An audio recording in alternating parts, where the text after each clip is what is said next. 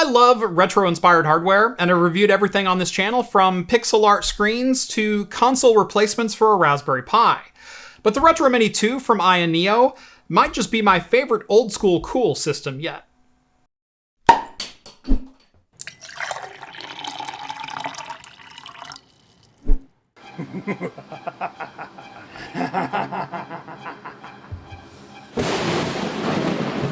And now, to give my creation life! That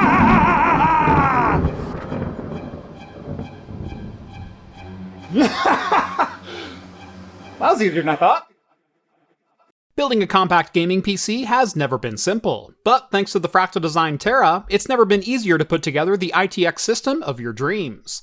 The vented top and side panels means every bit of your PC gets access to fresh air. Plus, the panels are toolless and removable, providing easy access to the internals from any angle. With room enough inside for even triple-slot graphics cards, you'll be able to turn this 10.4-liter case into a frame-ripping machine. Available in black, white, or my personal favorite, jade green.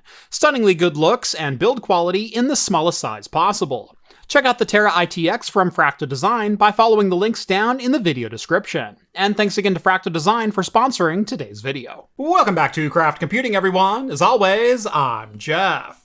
This is the Ayaneo AM02, more affectionately known as the Ayaneo Retro Mini 2. And it's a mini PC with set-top box aspirations and some very obvious roots for its design cues. Before we get into it, I do want to say thanks to Ayaneo for sending over the Retro Mini 2 for this review. Like all reviews on the channel, no money changed hands. Ayaneo has no input over the production or content of this video, nor will they have the opportunity to see it before it goes live on YouTube. Now obviously, the Retro Mini 2 is a PC that wants to live right next to your TV in your living room, or in a minimalist setup as a desktop PC right below your monitor. And I've got to say, it absolutely looks the part with its NES-inspired design, in what my wife called the most adorable PC she's ever seen me review. One of the areas I've been extremely critical of in mini PCs has been performance. Oftentimes, machines like this are touted as go anywhere, do anything, play every game, and render every CAD file supercomputers. The AM02, though, is actually very well equipped, rocking an AMD Ryzen 7840HS 8-core CPU based on Zen 4, and an RDNA 3 APU in the Radeon 780M with 12 compute units. It's a very similar APU to what's being used in handhelds like the 1X Player Fly, or Ayaneo's own Kun or Slide handhelds. While they are using the 7840U, and it's essentially the same base silicon as the 7840HS, those are limited to just 30-watt TDPs. The 7840HS, on the other hand, can be configured all the way up to a 45-watt TDP, with most of that extra power going straight to the graphics processor. But I think what impresses me most about the Retro Mini 2 is probably the price. Now, while Ayaneo is launching this on Indiegogo, they've also been very clear about the actual retail price once it becomes widely available. For the bare bones unit, we're looking at just $499 retail, or $20 less if you order from Indiegogo. I like this kind of a campaign because it is actually a pre-order bonus instead of simply stating that you're saving 50% by buying now, only for the retail release to have the same price that you paid on a crowdfunding campaign. The $499 bare bones unit is also the same exact 7840HS, not some cut down SKU that's going to perform half as well as this review, as I've seen from numerous other manufacturers in the past. My review unit did ship with 32GB of DDR5, 5600 MTS memory, and a 1TB Gen 4 NVMe drive, a configuration that will set you back $699 at retail. More on my thoughts about the price at the end. Other notable specs include a USB 4 Type-C port under the front cartridge slot here, dual Ethernet ports with 1GB and one 2.5GB port, and a feature that really makes the AM02 stand out from the crowd of similarly spec'd PCs, the 4-inch touchscreen on top. And I think that's where we'll start this review. Now, Ayaneo is no stranger to making retro-inspired hardware. Just look at their first retro PC from last year with the Mac SE30 design cues. The funny thing looking back at this PC, though, is it's missing the one feature everyone wanted to see on it: a screen where the SE30 screen should have been. And here on the Retro Mini 2, we have a PC that's inspired by the Nintendo NES, and we have a screen where there never was a screen before. In fact, the screen is almost the exact shape and size of the display that should have been on the SE30-inspired Retro Mini 1. I think this was probably a feature that got cut last second. Now, believe it or not, I kind of like the gadgetry on display here, as the display is set up to give you vital specs at a glance, like fan speed, power draw, or even your current frames per second in the game that you're playing. The screen is also supposed to be a touchscreen as well, letting you swipe between different preset displays. Unfortunately, my review unit seems to be a late-stage prototype and doesn't appear to have a working touchscreen, so it's difficult to form an opinion on whether or not I'd find this screen useful. Additionally, I will say Ayaneo has not stated or shown any mechanism to customize the display through their IS-based software, and I'm pretty sure the preset display and graphics are what you're going to be able to choose from. And that's it. It's a bit disappointing, as it would be pretty cool to display custom graphics or customize the stats that are important to you on this top panel. Another slight negative is the display relies on IS-Space to gather its system stats. While not automatically a bad move, IS-Space is pretty resource heavy on the CPU, drawing between 2 and 5% when just sitting at idle during my testing. I'm not sure if that's a process running the display or some other function of IS-Space, but in all of my testing, the utilization stayed fairly consistent there. Now, I'm not one to complain about a 2% performance differential, as that's a pretty inconsequential result as a data point, but it is something I noticed during this review, and something I'd love to see addressed by Ayaneo in a future update. Moving on to performance, I think most people are probably pretty well acquainted with the Ryzen 7840U at this point. The 7840HS does noticeably take performance a step further, as like I mentioned in the intro, most of that extra power threshold seems to find its way onto the GPU rather than the CPU. And that goes double in my experience, but I'm getting ahead of myself. Let's go ahead and dive into Cinebench R23 and see how the CPU stacks up. Sometimes one of the easiest things you can do as a reviewer is to simply verify manufacturer test results as valid. And Ayaneo does provide some results for Cinebench R23, with a multi-threaded score of 15,991, with single-threaded performance coming in at 1733. That's why I was kind of left scratching my head after the first couple runs, which scored a 6773 and a 1063 respectively. Now, when numbers are this far off, it's almost guaranteed that I did something wrong. And in this case, it was not launching IS-Space control panel and turning the TDP up from its default 15 watts.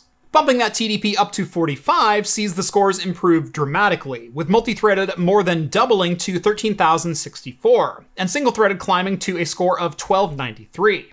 Closer, but still not the results I should be seeing. Checking out the metrics during the run, the CPU still only climbed to 33 watts of power draw, and clock speed stayed at 3.8 GHz the entire time, well short of the 5.1 GHz boost speeds the CPU is supposed to have. In fact, 3.8 GHz is the CPU's base clock. I thought this might have been a Windows 11 CPU scheduling issue, so I verified we were in the high-performance power plan, which we were. I checked BIOS options to make sure turbo states or precision boost wasn't disabled, but none of those settings were anywhere to be found in the BIOS. Jumping back into Windows, I checked AMD's Adrenalin control panel, but there were no user settings for CPU control or power limits there. I also updated the control panel to the latest version, but again, no difference, as the CPU stayed locked to 3.8 GHz. Finally, I jumped back into IS-Space, where the performance settings and sliders leave quite a bit to be desired. On the left side, you can choose from one of the 4 preset performance settings, but clicking on one just straight up enables that performance setting, so there's no looking at what settings are in which profile without just switching profiles. Next, below the TDP slider, we've got settings to lock clock speeds of either the CPU or the GPU. And this is actually a feature that I love to see, especially in handhelds and mini PCs like this. Modern CPUs like the 7840 have massively overkill CPU speed compared to graphics horsepower. But Windows and its performance scheduling loves to run the CPU as fast as humanly possible, which can lead to throttling the GPU in gaming, when you likely want the CPU to slow down in favor of GPU clock speeds. But at the very bottom of the screen, there is a switch for enabling CPU turbo, and it's turned off by default. My guess as to why is literally what I just explained above. These APUs running in handheld consoles should slow the CPU down from its max turbo in order to preserve GPU clock speeds, while also being able to stay under TDP limits, like the 15 to 30 watt TDP limits that handhelds are usually held to. But in a mini PC like this, with a fairly significantly sized blower fan and a 45 watt TDP, that's much less of an issue. My guess as to why the turbo was disabled by default here is actually likely due to Ayaneo using the same defaults on the Retro Mini 2 as they do for their handheld systems, which also might explain why we got warnings about enabling Smart TDP and how the Ryzen 6800U and its 28-watt TDP might be adversely affected by switching some of these settings around. But here's the thing. After enabling CPU Turbo, I did see clock speeds climb to 4.8 GHz in regular use, launching programs, navigating windows, but during Cinebench, that max clock speed dropped back down to 4.1 GHz. And I actually scored lower than leaving Turbo disabled, with a multi-threaded score of 12,556. But hey, that's still faster than Intel's 13900H, which manages just 11,938 in R23, and that has 4 extra threads to work with. The 7840HS also has a competent APU for gaming, so it's a win-win for Team Red, even if we're not reaching the full potential of this CPU. And before everyone craps all over Ayaneo and ISpace, yes, it's not the most intuitive thing in the world, but this is actually more of an issue with AMD and their own lack of first-party tools for configuring TDP and clock speeds on their own hardware. The reason we're forced to use tools like ISpace and its poor TDP controls is because AMD themselves don't make these tools. I've ranted about this before in previous videos, but the end result today is my 7840HS didn't perform as well as it should have because of Ayaneo's configuration software not being up to the task. But the reason that software isn't up to the task is because they had to write it in-house because AMD didn't. Now, in spite of my troubles with getting the CPU to run up to its full potential, the GPU is one of the biggest reasons to snag a 7840HS over its lower-powered siblings in the 7840U. While both APUs are built with the same Radeon 780M graphics chip and 12 RDNA 3 compute units, the HS with its higher TDP allows the graphics core to reach dramatically higher clock speeds. I've tested 3 different 7840U-based handhelds over the last year, and looking back over some of my testing, the 780M managed clock speeds only around 1350 MHz on average. The 780M in the 7840HS, though, stayed north of 2 GHz in my testing, mostly thanks to the increased TDP of 45 watts. When reviewing handheld systems, I tend to try to find a middle ground between performance and battery life, as a handheld that can play games at 1080p but only gets 1 hour of battery life is pretty much useless as a mobile gaming machine. I say that because I don't want people comparing numbers from this video with my previous benchmarks on handhelds using essentially the same CPU, where I usually limit the TDP to between 15 and 25 watts. Testing today was done at 45 watt TDP and CPU Turbo disabled because that's where I saw the best performance. So without further ado, here's what you can expect from the Retro Mini 2 when it comes to gaming.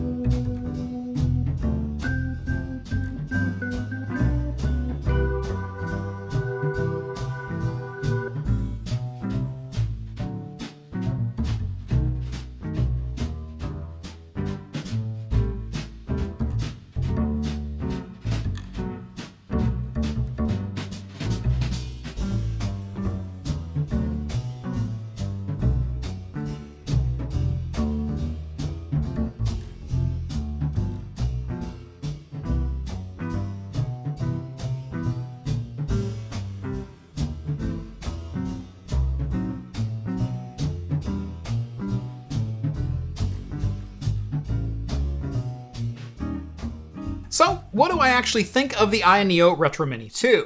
As a mini PC, it's fairly well equipped. I appreciate the fact that it also comes as a barebones system for $499, allowing you to choose your own memory and storage and potentially save some money. And that's exactly what I'd recommend you do if you want one of these. If you're going for a set-top gaming or emulation machine, 16 gigabytes of RAM is really all you're going to need. But do keep in mind, GPU performance is going to be directly tied to memory speed, so make sure you don't skimp out on some lower-end DIMMs. Now, part of me, during this whole review process, really wanted to directly compare performance of gaming handhelds to the Retro Mini 2, especially with the review unit sitting at $699. You know, the same price you can pick up an ROG Ally for. But despite the hardware similarities, I also see these as two very dissimilar devices. If you're looking for an attractive PC to take a showcase position next to your TV or monitor, there are far uglier boxes you can pick up for the same price. And not everyone wants to plant a docking station for their handheld right next to their TV that's going to sit empty half the time anyway. The extended TDP range of the 7840HS means gaming performance will outshine handhelds as well, so long as you get it configured properly inside ISpace and make sure the settings actually apply. An issue that I had numerous times in that software during this review. While my experience wasn't completely flawless, most of the issues I brought up are kind of inherent with AMD's 7000 series APU platforms, and not necessarily unique to the Ayaneo. It's something to be aware of before you purchase a mini PC powered by a 7840 APU, but it's not a determining factor between two devices with the same hardware. Besides, it's not like Intel or Nvidia have anything approaching this performance level at this price point. Overall, I do like the Retro Mini 2, and it's not just for its amazingly good looks. It's not perfect, but it's priced competitively and delivers solid performance whether you're looking for a daily driver workstation or a low-end 1080p gaming machine. If you're interested in picking up the Ayaneo Retro Mini 2 for yourself, I will have links for it down in the video description. On your way down there, make sure to hit that thumbs up button and subscribe to Craft Computing if you haven't done so already. Follow me on the social medias at Craft Computing, and if you like the content you see on this channel and want to help support me in what I do, consider joining the Patreon, or better yet, head on over to craftcomputing.store, pick yourself up a pint glass, and start drinking like a pro. Actually, my rocks glasses and whiskey stones would be way more appropriate for the month. And that's going to do it for me in this one. Thank you all so much for watching, and as always, I will see you in the next video. Cheers, guys. Oh, and happy March.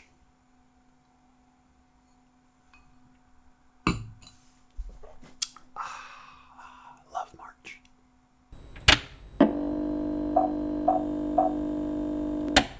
It's March, and that means it is Mixology March. March on Craft Computing is all about craft cocktails, and normally I'm getting into the springtime mood and something a little, more refreshing, a little colder, something to, kill the winter in me. However, it's still snowing here, so this March we're going to kick it off with one of my favorite hot cocktails in the Hot Toddy. The beautiful thing about the Hot Toddy is you don't have to be exact about pretty much any measurement. I'm going to give you a 2-ounce pour of this Rittenhouse 100 proof rye, but everything else is just kind of pour into whatever vessel makes sense. The cocktail turns out amazing all the same. You can also go out and buy some really nice, super fancy apple cider, or you can just use these Alpine spiced cider packets. These are fantastic and make a fantastic hot toddy in their own right. We're going to start out with one of those. I've got some hot water here. Now, on the water, it's the one thing that you do want to pay a little bit of attention to, and that's because of science. You see, you distill alcohol out of solutions at between 170 and 185 degrees Fahrenheit. You don't want to boil your water and then pour it in and mix your cider, and then pour your alcohol into that. The alcohol will literally just boil straight out of that solution. Typically, I max out my kettle at about 160 degrees when I'm making a hot toddy. It's make sure that the booze actually stays in your glass. Just a little bit of a stir, make sure we're all dissolved there. Next up, we're going to do 2 ounces of the Rittenhouse Rye Bottled in Bond 100 proof rye. This is a fantastic rye whiskey that I can pick up locally for about $24 a fifth. It's a very reasonably priced bottle. Now you could leave it just like that, but I tend to like to spice up my hot toddy a little bit. There's a couple things that I like to do that. Number one is you can add a cinnamon stick, and we'll be doing that momentarily. This is going to be one that kind of turns people off a little bit, but just like a raw egg, follow me, the results are fantastic. I'm going to put a dollop of butter into this. Literally just a nice, fat dollop of butter. It's also a balancing act because you want the water hot enough to melt the butter, but not hot enough to distill your alcohol out of solution. So you stir this up gently. You don't want to really agitate it though. You just want to get the butter to kind of dissolve on top of this. It gives you almost like an apple pie crust kind of flavor to it. And lastly, I'm going to take an orange wedge, or an orange slice here. Orange zest, that's the word I'm looking for.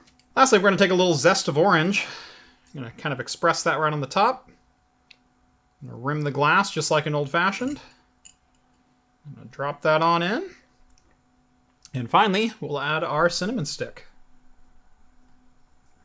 And that is my favorite version of the Hot Toddy. I believe this is officially the Jeffrey Morgenthaler recipe. Portland's own. So, cheers, everyone.